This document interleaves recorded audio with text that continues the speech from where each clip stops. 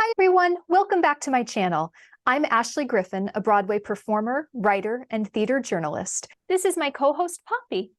If you're new here, welcome. Don't forget to click the subscribe button for more content from your theatrical Hermione Granger. I'm wearing my Royal Ballet shirt in honor of today's video. Let's jump in.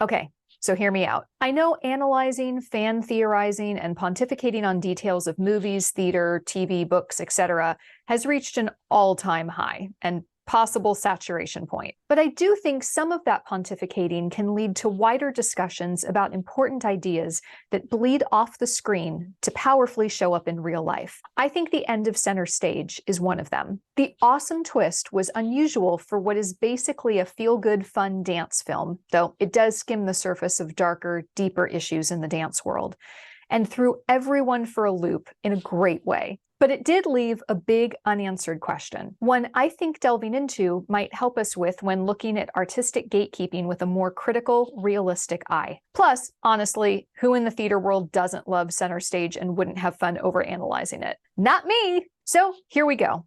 Keep in mind, there are major spoilers ahead for Center Stage, as well as The Turning Point and The Red Shoes. The setup. So to recap, the story of Center Stage centers around Jody Sawyer, a bright, lovely, talented, albeit without the ideal body type, according to other characters in the film, young dancer who makes it into the senior class of ABA, the fictional American Ballet Academy, meant to be a stand-in for SAB, the real-life School of American Ballet. Lots of letters in the dance world. ABA is the feeder school for the also fictional ABC, American Ballet Company, meant to be a stand-in for the real-life New York City Ballet, and possibly some American Ballet theater thrown in for good measure. She starts her year alongside some notable other students. Ava, the only principal woman of color in the school, Ava comes from a challenging background, one that never gets delved into, but apparently there was a subplot that was cut involving her brother being killed and possibly being a drug dealer in her hometown. The details are a bit murky as none of this made it into the final film. Suffice it to say that Ava comes from the wrong side of the tracks, but is naturally very good at ballet. She is street smart, tough, and has a massive chip on her shoulder. Though she does have an ideal body type, again, according to the film, she is disrespectful to authority figures and it causes her a lot of problems. Here are two exchanges from the film that pretty much summarize where Ava starts. Upon learning she got into ABA. I don't know, I'm thinking maybe I'm not gonna go. What are you talking about? What are you gonna do instead? There's that new Hooters opening, I could work there. A little later in the film, after all the students have had their first class. Eva's actually good, amazing extension. But her attitude stinks. Jonathan hates her already, thank God. Maureen. Maureen is the girl who's been at ABA since she was a child. She's the star of the school, and she knows it. The queen bee of the ballet world. There's a lot more going on with her under the surface, but for our purposes, that's the main thing we need to know. Charlie, a super talented new male student. Eric, another super talented male student, also the only principal man of color in the film. Anna, a longtime student, she's come up through the school with Maureen and is also very talented. Emily, another longtime student who's come up through the school with Maureen and Anna. Talented, but has been gaining weight. This is a major plot point. Jonathan is the artistic director of the company and the head of the school. Elitist and kind of a jerk. Okay, so the driving force behind every major character in the whole film is who's going to be asked to join the company at the end of the year. On the first day of class, Jonathan makes a rather depressing speech in which he says, "At best, I can take 3 boys and 3 girls." The drama. Okay, here we go. Now, which male dancers get in, honestly, isn't that big of a deal. We pretty much know from the word go, and with the exception of a bit of drama about 3/4 of the way through the film, no big surprises there. Even Sergey, who's another side male student at the school, gets what he wants, which is to be at San Francisco Ballet with his girlfriend, Galena. Missing his girlfriend is his #1 character trait other than being Eastern European. So, The drama is down to the girls. Early in the film, Maureen's mother, think the mom from Black Swan but turned down like 60 notches, and she also works at the school, asks Maureen, So you still think it'll be you, Anna, and Emily? Yeah. Although, have you seen Emily lately? Look at her. Hello, Emily. Hi, Mrs. Cummings. Dear. Her pas de deux partner is gonna need a crane to lift her. Stop. But basically, that's where we start. The three favorites to get in the company are, as they have been for years, Maureen, Anna, and Emily, if she can get her weight down. The two new competitors are dismissed as not being a threat. Ava, because her attitude stinks, and Jody, because Jody's hopeless. She'll never make it. throughout the movie, these assumptions are questioned and challenged, most notably in our protagonist, Jody. From the first moment in the film, we know that Jody has a spark. The opening lines of the film, spoken by the school's auditioners, are, Not enough turnout. Bad feet. But look at her.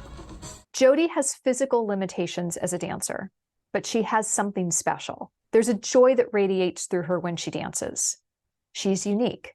This comes up again and again in the film. Midway through the year, Jonathan calls her into his office for a conference where he basically says that she needs to look at the realities of her becoming a professional dancer and encourages her to apply to college while there's still time.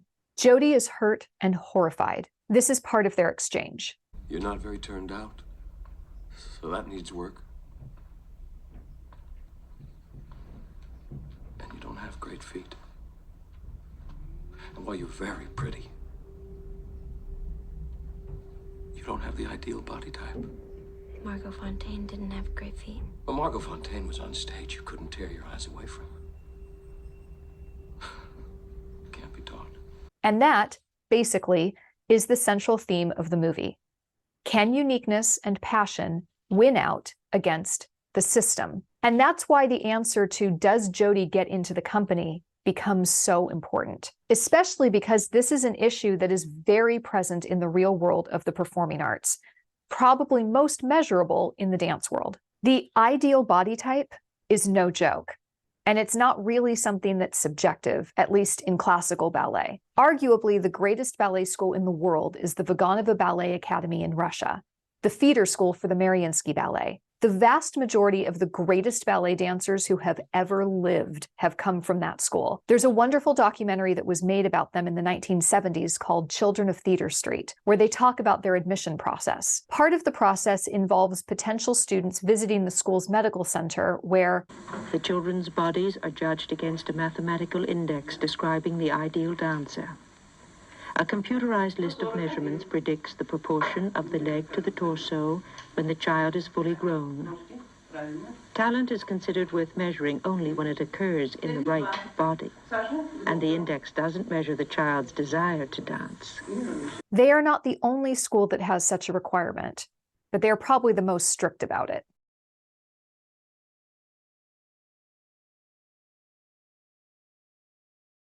Jody Sawyer would never have gotten into the Vaganova Academy. Neither would Margot Fontaine, for that matter. The way things pan out in Center Stage is interesting when all this is taken into account.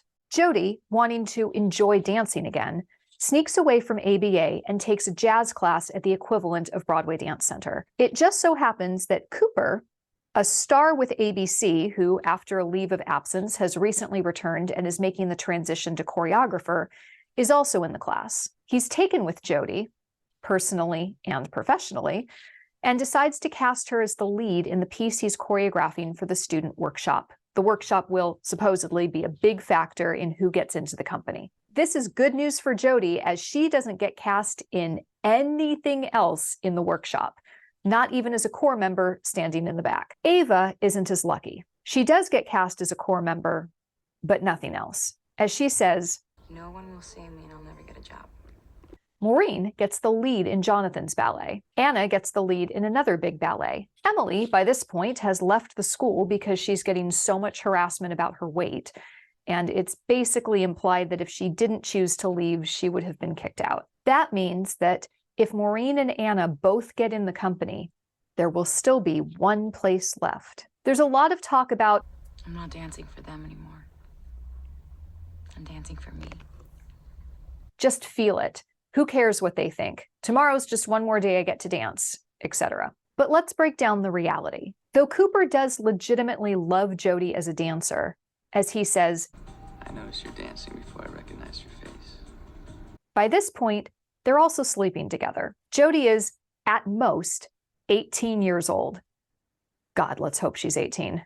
And Cooper is an adult. His age is never specifically stated, but he was a principal with the company for a while, even before he took a hiatus and then came back. Assuming he got into the company around 17, 18, and even assuming a meteoric rise through the ranks, he's at least got to be in his mid to late 20s.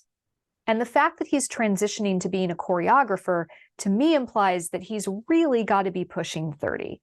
Most classical dancers, with some exceptions, stop dancing professionally by age 40-ish. The fact that he's still dancing, but he's making this transition, to me, significantly implies that he's starting to think about a career move after he retires from dancing. He's also in a position of power over her, and at this point is her only chance to make Jonathan change his mind about her. Cooper is also the resident playboy, and as one dancer describes him, He drinks like a fish and screws every girl in tight.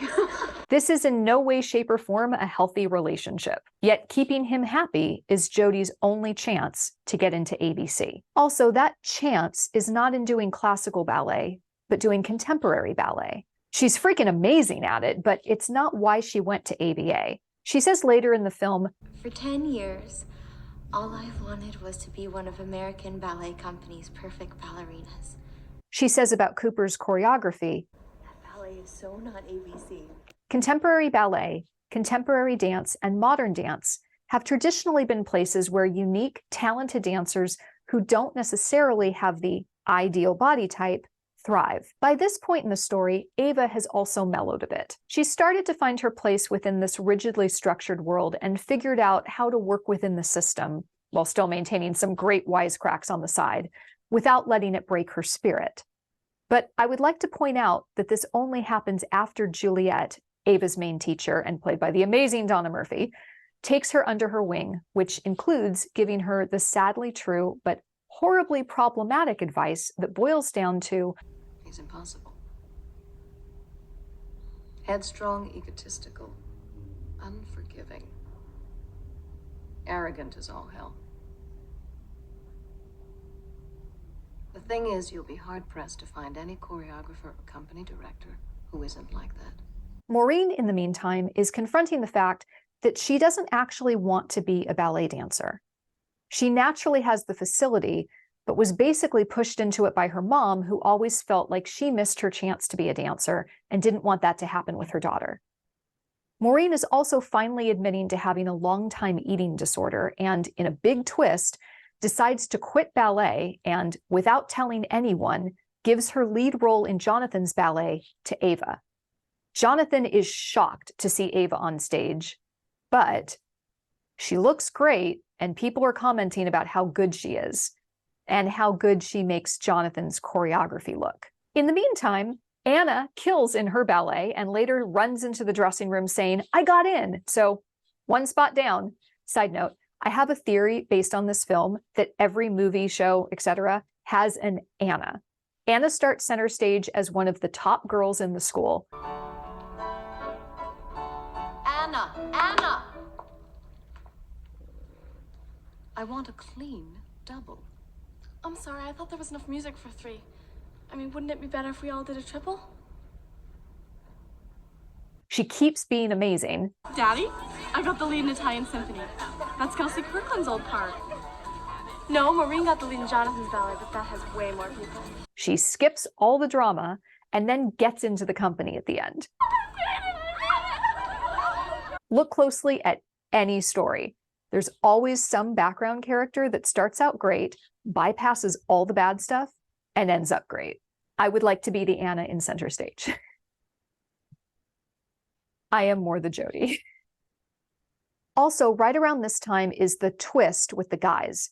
Eric is supposed to be dancing with Charlie and Jody in Cooper's ballet, but at the final dress rehearsal, he gets injured, taking him out of the number and ruining his career, forcing Cooper to step in and dance with Jody himself. But Eric gets into the company anyway. This actually isn't as out there as it sounds. Injuries in dance are very common, and while there are times that an injury does seriously affect someone's career or moves an artistic director's attention away from them, losing them roles and promotions, in situations like this, a minor injury wouldn't be enough to stop someone from getting hired. It is just a sprain that it's described as only being bad enough to ruin his performance in the workshop. For example, former New York City Ballet soloist Catherine Morgan got seriously injured her last year at SAB, but the artistic director knew her, liked her, and though it meant her acceptance into the company was potentially delayed, basically as soon as she was healed, she got her contract. So now there are 2 female spots open in the company, and we're all expecting a happy ending where Ava and Jody get in, right? How we end? Well, that's exactly what happens to Ava. She gets called into her meeting, schooled for stepping into the role without telling anyone, but ultimately, Jonathan decides to take a chance on her, and she's over the moon. She's mellowed on her attitude to better fit in, though she does still talk back to Jonathan even in this scene, which is great. But let's not forget, she has the ideal body type. She has amazing extension, and she made Jonathan's ballet look fantastic. She's so talented, in fact, that Maureen was intimidated by her on day 1. Really extend that front leg, yes. Ready, second group. Whoa, where's she come from? And it was only ever her attitude that called her future into question. Yes, Eva. Exactly. You feel the difference? Felt like the same old shit to me. She got in because she learned to play the game. We see girls come out of their meetings crying.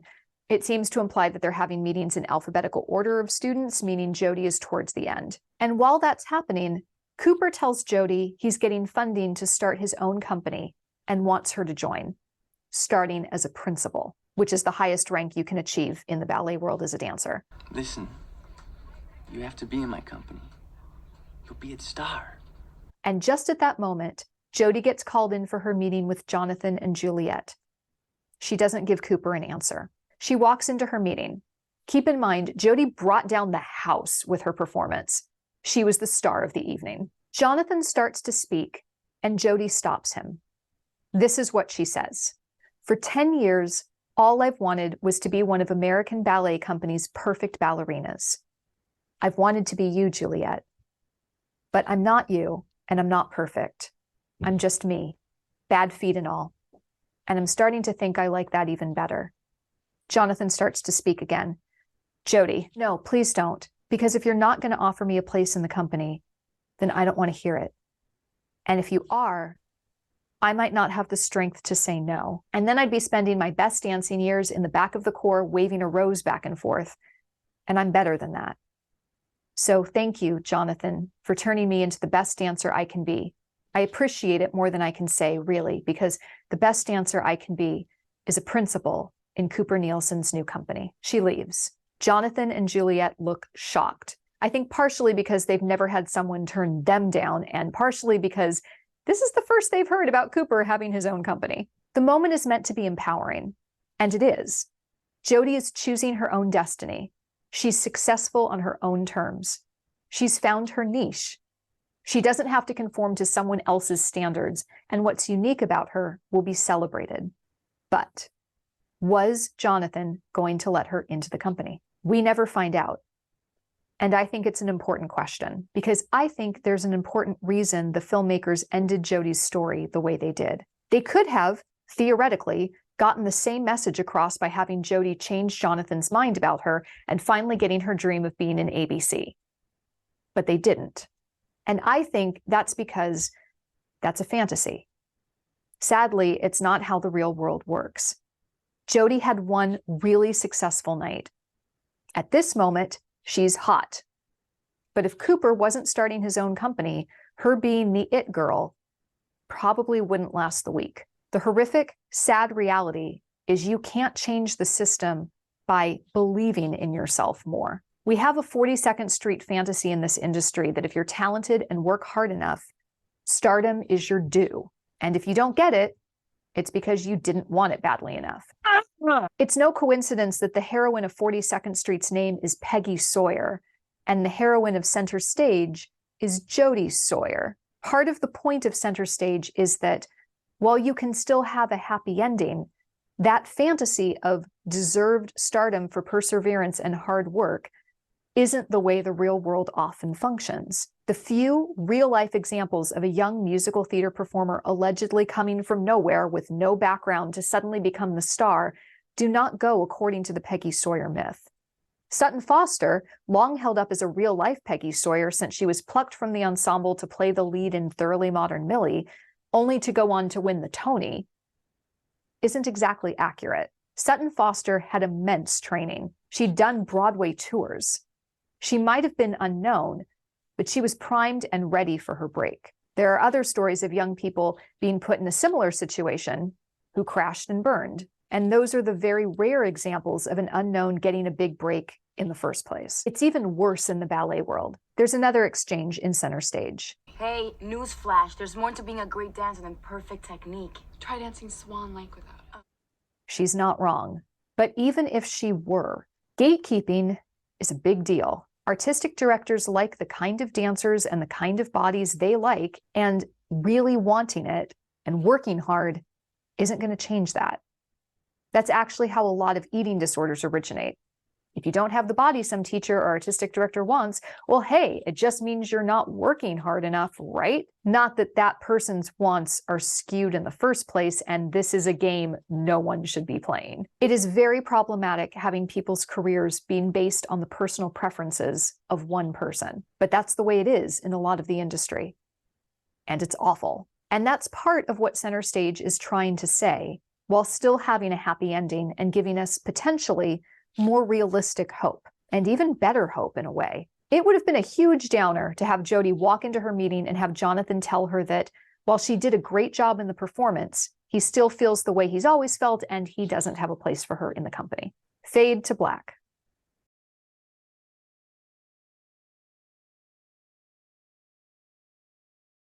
Instead, what I think the film is trying to tell us is that our dreams are valid and hard work and uniqueness do pay off, but it involves doing the work to discover what your niche really is and what you most enjoy doing.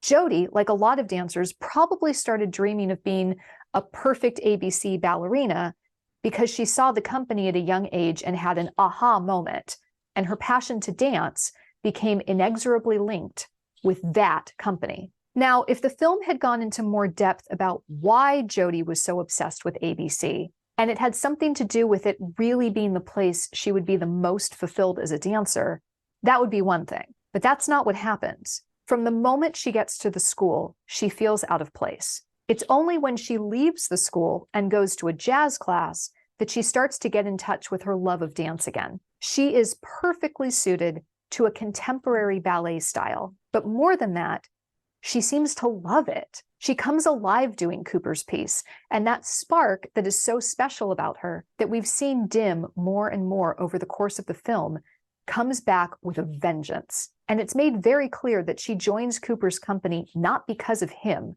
but because of the work. When she tells him she's decided to join his company, he tries to kiss her. She pulls back and responds, Cooper, you're an amazing dancer and you're a great choreographer, but as a boyfriend, you kind of suck.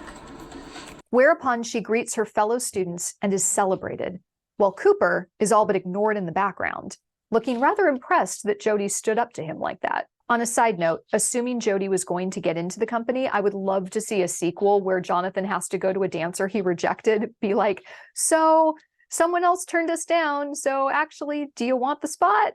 And then watch her first year in the company where she knows she wasn't wanted but has to navigate being there anyway. Center Stage is notorious for lovingly referencing just about every major dance film that came before, but it turns the endings on their head. In The Red Shoes, our heroine is a slave to her art. Why do you want to dance?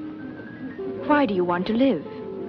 So much so that pursuit of perfection leads to the devastation of her personal life and ultimately herself. She ends the film by throwing herself in front of a train. Her last words are her begging for her point shoes, the red shoes, to be taken off.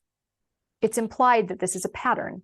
Young girls metaphorically killing themselves to be the perfect ballerina until it literally destroys them and the torch is passed to someone else. This seems to be the path Maureen is headed down until she chooses another narrative. The turning point asks, can you be both an artist and have a regular life? It follows two dancers, one who gave up her career to be married and has always questioned how good she could have been, the other who gave up marriage and a family to be a star, and now, at the end of her career, feels like she's been left with nothing. The former woman has a daughter who is just starting her career, and the two women wonder if things can be different for her. It seems to imply that it's possible for the next generation to learn from the mistakes of the past, something I think Center Stage brings to fuller fruition in some ways, though it is a lighter, more fun film. The question of whether Jody got into the company is ultimately the question, do artists have the power to change the way gatekeeping happens in their industry? And I think that's a great question. It would be too easy to imagine that Jody would have gotten in the company, just like it's too easy to cover up the real problems in our industry by saying, if you work as hard as you can break down any door. I think it's important that Jonathan says on the first day of class, if you work harder every day than you've ever worked in your life, this school will turn you into the best dancer you can possibly be. That may or may not be the kind of dancer I have room for in the company. hard work will make you into the best artist you can be. But there's not a rubric saying that the best artist you can be is bad or good. It's unique, and we need all of our unique voices. I believe, and I think the film is saying, that that will make you ultimately far more fulfilled than getting what you may think you want. There is a perfect place for you to be fully and uniquely yourself. And that may ultimately be a place where you will be far more fulfilled than where you currently think you should be. And on a random separate note, I have a headcanon theory that the universe of the wonderful TV show Flesh and Bone, also set in the ballet world, is a dark sequel to Center Stage. It is also set in the fictional American Ballet Company, features some of the same cast members who now play older, jaded characters, and tracks along a timeline that makes sense if you imagine this is the same ABC as Center Stage 10 to 15 years later. The artistic director says he founded the company with a partner who died. Is it Jonathan? The choreographer for Flesh and Bone was Ethan Stiefel. Hope I'm pronouncing that right. I always mess it up. The artist who played Cooper in Center Stage. Did Cooper come back to choreograph for ABC? It's a silly little theory, but I think it's fun. Tying everything together, Sarah Hay, the star of Flesh and Bone, has shared that because of her body type, namely that she has larger breasts, she couldn't get a job with any major ballet company. She ended up dancing for the Semperoper Ballet in Germany, a company that welcomed dancers of diverse body types. While there, she was cast as the lead in Flesh and Bone, and now she is a celebrated dancer who everyone in the ballet world knows, and she loves the career she has.